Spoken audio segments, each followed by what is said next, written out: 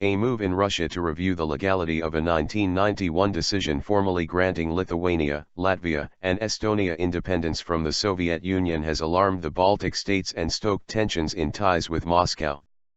The Baltic states declared independence in 1990 and 1991, and activists in Lithuania and Latvia were killed in attempts by Soviet forces to quell rebellion.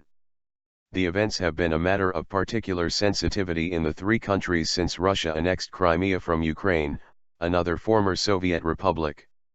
The Russian prosecutor-general's office said on June 30 it would review a decision by the Soviet Union State Council, the highest organ of state power, in the last months of the Soviet Empire, to recognize the break. Two members of the United Russia Party loyal to President Vladimir Putin have termed it treason. The Kremlin said on July 1 it was not familiar with the move. Foreign Minister Sergei Lavrov said he knew nothing of it, and experts said the legal consequences of such a review would not be far-reaching. But the Baltic states, now members of the European Union and the NATO Defense Alliance, were outraged.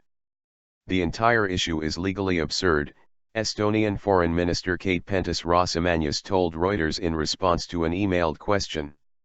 It serves as yet another example of the resurgent imperialistic mood that unfortunately exists in Russia. Lithuanian President Dalia Grybauskaitė said, "Our independence was gained through the blood and sacrifice of the Lithuanian people. No one has the right to threaten it.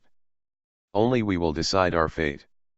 13 civilians were killed in January 1991, 11 months before the Soviet Union collapsed, when the Soviet army stormed a Vilnius television tower and the headquarters of the TV station.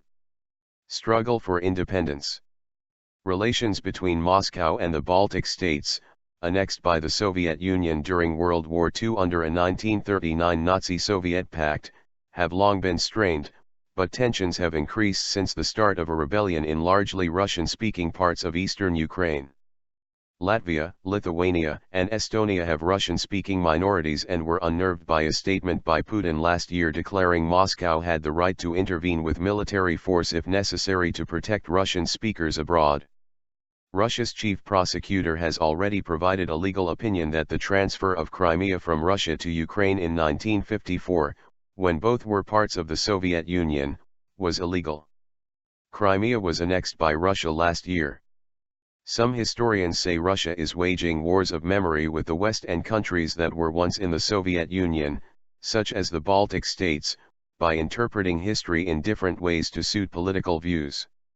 Kremlin spokesman Dmitry Peskov appeared to seek to distance the presidential administration from the moves by the Prosecutor General's office.